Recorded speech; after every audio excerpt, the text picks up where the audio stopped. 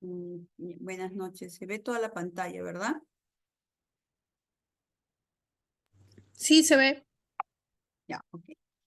Buenas noches con todos. Mi nombre es Orfa Barrios Pasos, soy residente del segundo año de la especialidad de reumatología del Hospital Nacional Arzobispo Loaiza. En esta oportunidad vamos a dar la telecapacitación al personal de primer y segundo nivel sobre el tema síndrome piriforme, es de lo que voy a hablar el día de hoy. Bueno, este es el temario, lo que vamos a ir, un poco de introducción, generalidades sobre lo que es el síndrome piriforme, anatomía, porque es importante ubicarnos dónde estamos en esta patología y lo que vamos a ir viendo durante el desarrollo. Su causa, en general, luego hablo de síndrome piriforme solamente porque comienzo hablando del síndrome glúteo profundo y por último unas pequeñas conclusiones que son las ideas que quiero que se lleven a casa el día de hoy. Entonces, para hablar de síndrome glúteo profundo o subglúteo, en general es una patología que es de muchas etiologías porque antiguamente se creía que el síndrome piriforme era solamente síndrome glúteo profundo o subglúteo, que es el dolor que generalmente el paciente viene a consulta y refiere a nivel de la nalga, ¿no?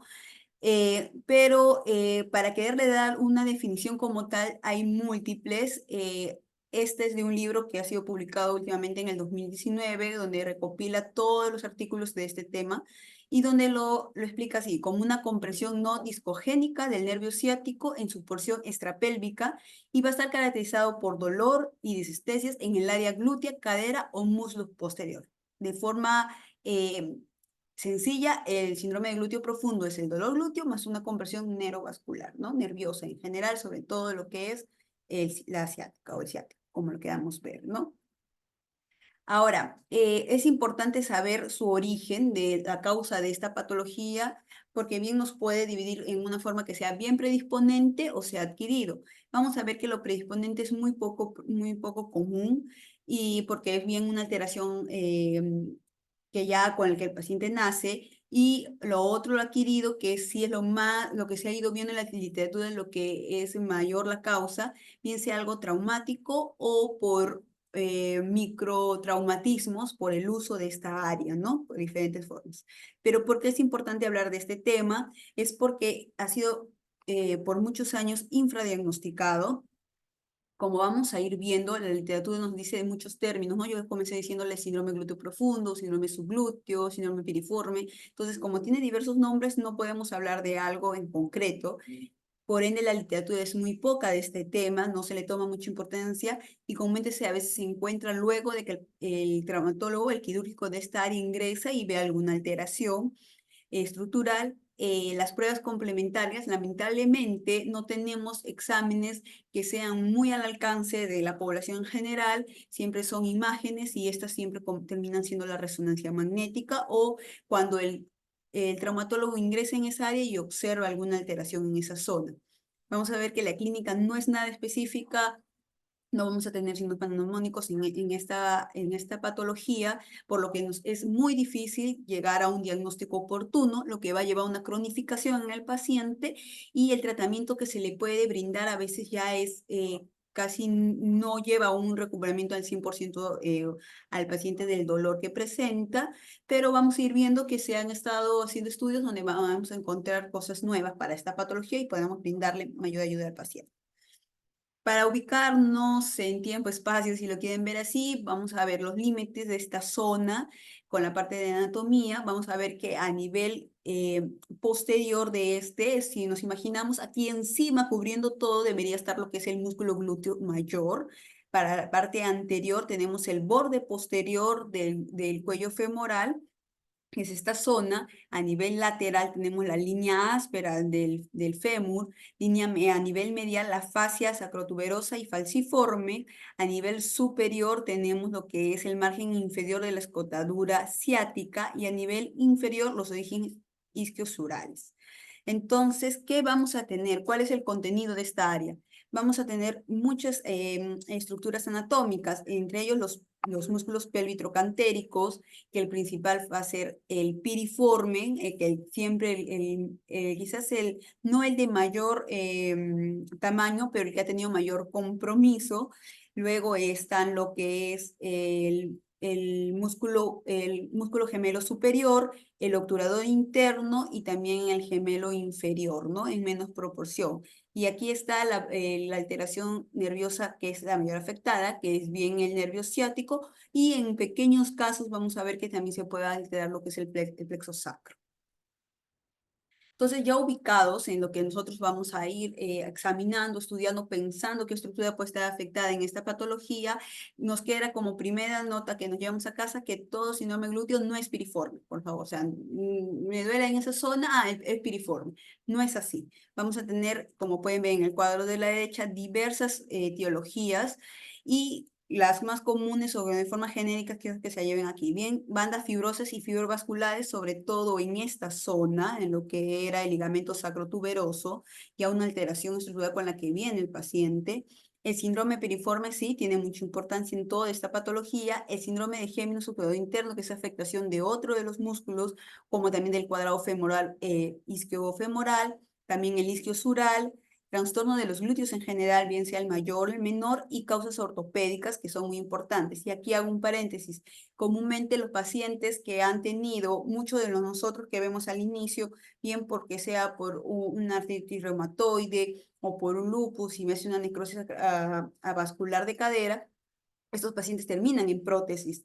Y cuando los pacientes terminan en prótesis hay algo que se llama pérdida de espacio, pérdida de casa, lo llaman los quirúrgicos, y esta es una causa muy importante para que estos pacientes a la larga nos hagan lo que es el síndrome glúteo profundo. En lo que es la parte ginecológica hay que tener muy en cuenta aquellas mujeres que sufren acuden con mucho dolor pélvico y que al tiempo se hace un dolor glúteo, y esto es en el caso de la endometriosis. Esta es una causa para que a la larga se pueda hacer un síndrome glúteo profundo, como bien un dolor referido o bien como una alteración por espacio.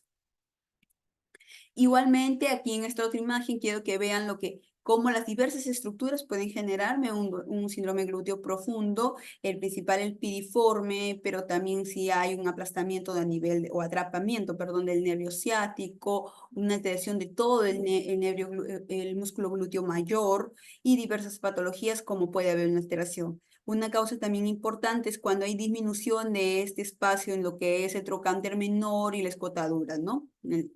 Entonces, lo que se hizo y para tratar de buscar la frecuencia de las causas de todo este síndrome, este es un estudio que se hizo a nivel de manejo quirúrgico, o sea, los traumatólogos ingresaron y trataron de ver de sus 135 pacientes que he operado, cuál era la causa por lo que había hecho un síndrome glúteo profundo, donde muy llamativamente el 30%, un tercio de estos pacientes fue iatrogénico, seguido de lo que es el piriforme, y luego están los traumatismos en otros músculos, la endometriosis que le venía comentando, y a nivel vascular también había una alteración, pero muy poco porcentaje. Entonces nos debemos enfocar en estos tres principales, ¿no?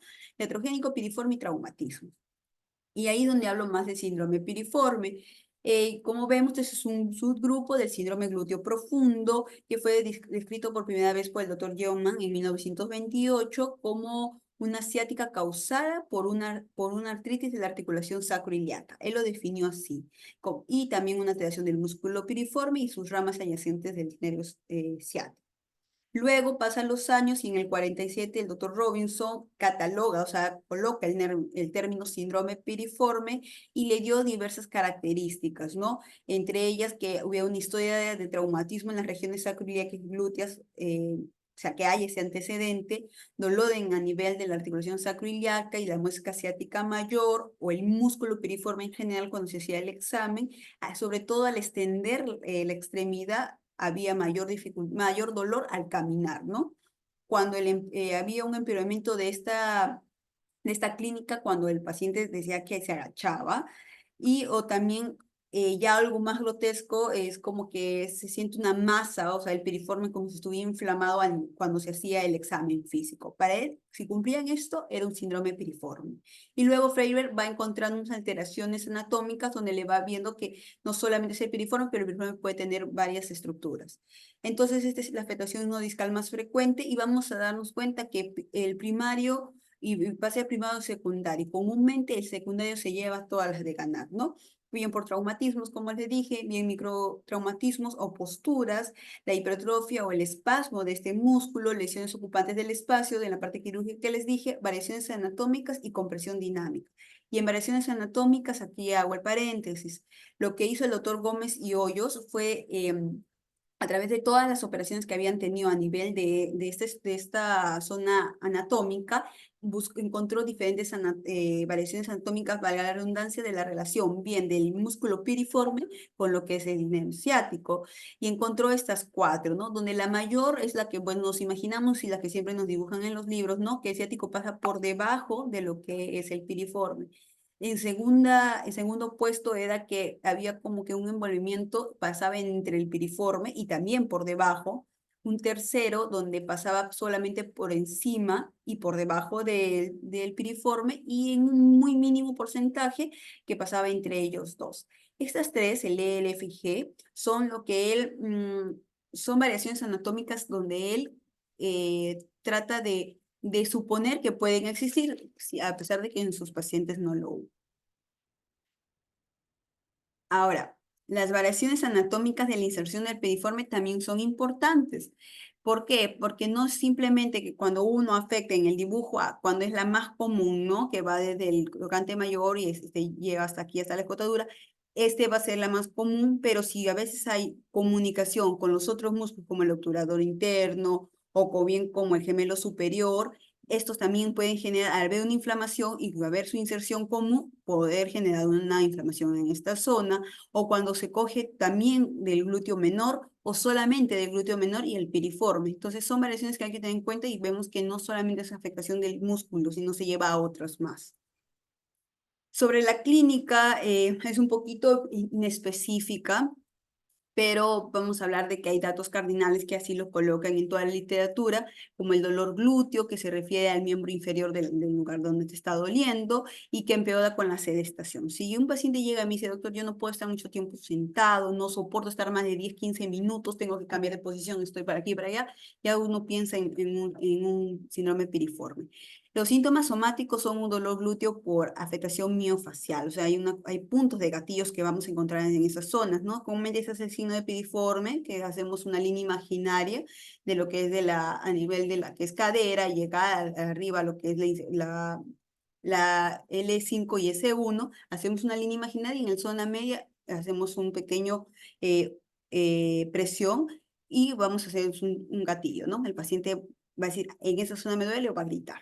Entonces, empeora con la palpación y con la sedentación y la actividad, y alivia con la marcha, y eleva va a ser entre 6 a 8, o sea, es un dolor exquisito, pero no llega a ser que sea que no pueda el paciente realizar sus actividades con normalidad.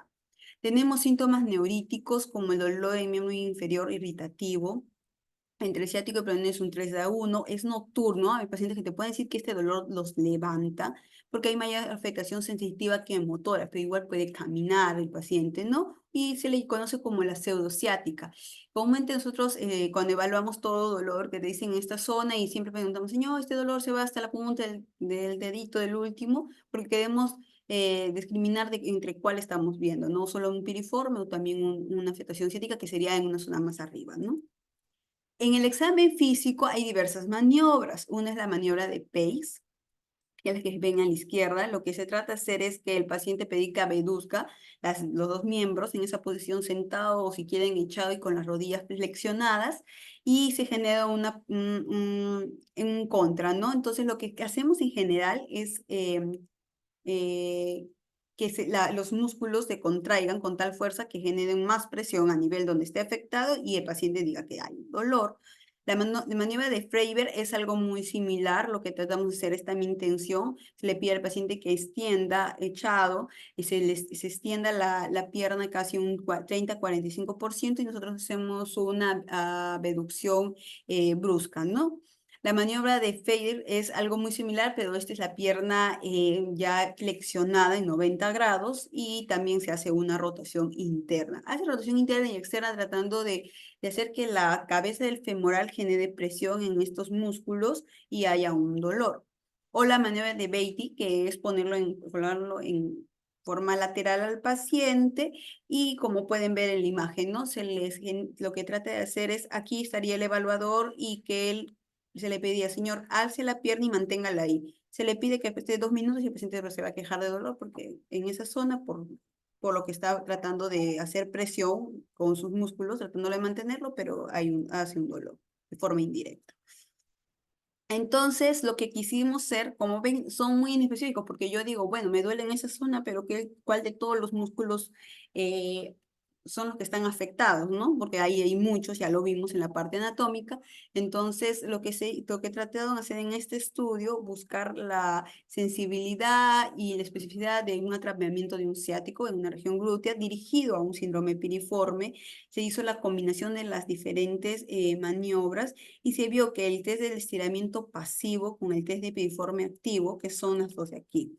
La de aquí es el activo y el otro es el pasivo, el de acá, es encontrado una sensibilidad de 91 y especificidad de 80% de que había una afectación o era un síndrome piriforme. Entonces, otra cosa que deberíamos tener en cuenta es que no, al hacer estas maniobras, sí, yo pienso que eso es síndrome piriforme, pero ¿cómo yo puedo descartar que no haya otras alteraciones, ¿no? Sobre todo en esta toda zona que puede haber, no solamente sea muscular y que está pasando el ciático.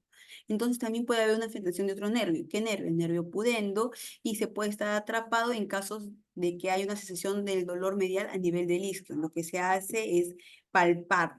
Aquí la palpación es muy importante. Vamos a hacer toda la recorrida porque esto nos va a discernir si esto es negativo y hay un dolor que hay en esta zona, es un síndrome piriforme. Entonces, esa sería la primera que podríamos discriminar. El otro sería el dolor lateral al isquion, que puede presentar un síndrome isquiosural. Se acuerdan que comenzábamos que había esa causa también. Y en tres sería un pinzamiento isquiofemoral. ¿Qué quiere decir? Que esta zona, que normalmente la catalogan que debería ser 4 milímetros, estuviera menor de estas y generaría una presión, pero en el nervio ciático, pero en esta zona, o sea, ya muy por debajo, ya no a nivel del piriforme. Y cuatro, cuando hacemos un examen físico hasta esta zona arriba, entonces el dolor va a ser a nivel de lo que es la escotadura asiática y el músculo piriforme, pero es un dolor referido porque lo comentan que si yo palpo acá es de la tensión que puede generar el piriforme o la contractura que está generando el piriforme, ¿no? Ahora, yo les comenté, les dije, era difícil porque teníamos que ver con qué examen me va a decir exactamente si hay una alteración del piriforme y es eso y hay que entrarle a operar si no le va bien con la terapia que se le va dejando. Y el principal de todos esos es la resonancia magnética. Es el gol estándar hasta el momento. Lamentablemente para nuestro medio no es que se pida con la facilidad que quedamos o tengamos a la mano, ¿no? O cuando ya lo tenemos, el paciente ya tiene 2 años de clínica. Entonces, este sería a través de una neurografía, sería lo ideal, donde grafica todo el recorrido del nervio ciático y ver dónde exactamente está la alteración. Rayos X te puede ayudar para qué? Vimos cuando había este pinzamiento el de acá, sobre todo el isquiofemoral, cuando había este pinzamiento lo podemos medir a través de una radiografía, sí nos ayuda para esas partes, para la parte estructural ósea. La electromiografía nos dice que hay una afectación a nivel de nervio ciático y la tomografía axial computarizada, que es más sobre todo para ver partes blandas, pero ver si hay alguna otra alteración, sobre todo en la parte, si hemos tenido una prótesis, había una mala colocación o si hay una endometriosis, o sea, nos va solamente discriminar que vamos a poder encontrar otros diagnósticos diferenciales, pero el gol estándar acá es una resonancia. El tratamiento, lamentablemente, si yo tengo un test de piriforme positivo, lo ideal que nosotros hacemos en la parte de reumatología, o por lo menos en el servicio de reumatología de Loaiza, es tratamiento analgésico, no comúnmente infiltramos esta zona, se da tratamiento con vía oral con AINES y también podemos utilizar relajantes musculares, pero sobre todo AINES, ¿no? Entonces, si esto no va bien en un mes y el paciente no ha mejorado nada su EVA, lo ideal es pasarlo a rehabilitación y que hagan bien terapia física o previamente un bloqueo de esta zona, ¿no? Luego, también es importante llevarlo a una evaluación de columna, o sea, no solamente enfocarnos en esta zona, ver si en la zona de más arriba de columna, o sea, en lumbar y sacra hay una alteración, y si es mujer, mandarlo a ginecología, por lo que les venía contando de la endometriosis. Luego va a lo que es fisioterapia. Lo que dice la lectura que el paciente puede estar en fisioterapia hasta de unos 12 meses, de 6 a 12 meses, es bastante, ¿no? O sea, el paciente puede cronificar el dolor y no ver una mejoría. Y si a pesar de eso no ha mejorado a los 6 meses, se puede volver a hacer fisioterapia hasta los 12 y hacer nuevamente otro bloqueo. Y lo último es llevarlo a la parte quirúrgica. Cuando vimos en la parte ginecológica, obviamente vamos por ese lado, ¿no? Ahí tienen que ver si hay alguna alteración, ya de frente va el paciente a la parte quirúrgica, ¿no? Si hay una endometriosis, tengo que entrar, me está atrapando el nervio ciático, tengo que entrar a la parte quirúrgica y terminan todos en fisioterapia. Pero, ¿qué le podemos decir o qué podemos hacer con el paciente hasta que llegue a fisioterapia? Que a veces las citas pueden ser muy alejadas, se le puede pedir que haga todas estas maniobras. Lo que tratamos de hacer es descontracturar esos gatillos, tratarlos de esas bandas tensas que tienen los pacientes, disminuirlos para que haya una liberación en lo que es a nivel del nervio ciático, ¿no? Se les puede pedir que lo hagan unos 10, 15 minutos al día y hasta que puedan llegar a fisioterapia. A ver, cuando yo les comentaba de que lo que queríamos ver, que cómo iban nuestros pacientes, o sea, que si era un síndrome piriforme porque no es una afectación del ciático a nivel discogénico, o sea, a nivel de columna, comúnmente todos estos pacientes tenían, de 162 pacientes, concordaban lo que era la resonancia magnética y la clínica, y todos alteraban lo que era la parte del síndrome piriforme. Y cuando queríamos hablar de lo que es infiltración, nosotros no hacemos bloqueo en esta zona en general, no hacemos lo que hace el rehabilitador, que puede ser una proloterapia o usar láser, todo, sino infiltrar corticoides directamente versus lo que es anestesia local. Se hizo este estudio para ver de un doble ciego, randomizado, y lo que se encontró en general es que los dos iban bien, no había una diferencia. Con lo que se infiltró, por si acaso si quieren saber lo que del corticoide, fue la betametasona, pero se comparó y en general estuvo bien. Entonces, eso es lo que más o menos tenemos, pero igual sigue siendo bien poca la evidencia, ¿no? Igual en esto, cuando se quería colocar botox como terapia física a nivel del piriforme, sí hubo una leve mejoría, pero igual no hay algo catalogado, por lo menos no tenemos algo que podamos brindarle con plena seguridad al paciente.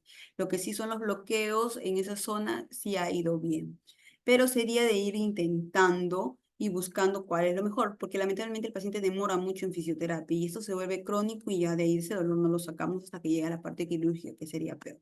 Entonces, para concluir solamente de que es una patología que requiere alta sospecha clínica y conocimiento clave de la parte anatómica, es un poco dificultoso a veces. Y el diagnóstico va a estar basado sobre todo en pruebas clínicas y en resonancia, que viene a ser el gol estándar. La terapia física sigue siendo el pilar fundamental del tratamiento y del manejo, y de esta debe ser conocida también por o sea, el paciente, saber qué cosa puede hacer luego de que va a casa y termina su terapia física, continuar con esto para ayudarnos, ¿no? Eso sería todo. Muchas gracias.